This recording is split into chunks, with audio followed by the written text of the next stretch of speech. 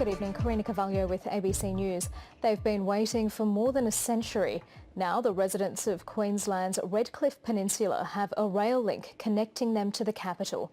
The Prime Minister, Premier and politicians of all persuasions joined celebrations to mark the rail line's extension.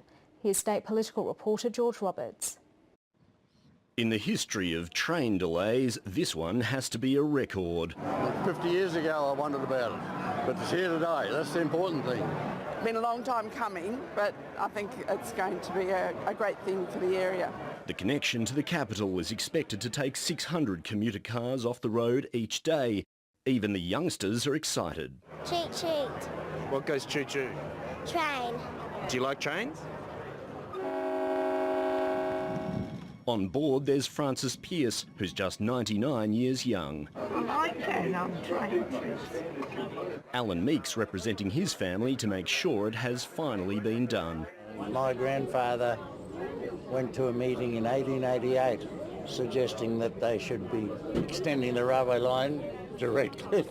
So it's only taken them 130 odd years to do it. The Prime Minister and the Premier are both sharing credit for the occasion. Isn't it great that there is such bipartisan support for this infrastructure? What a terrific day. Are you all happy to be here? Yes!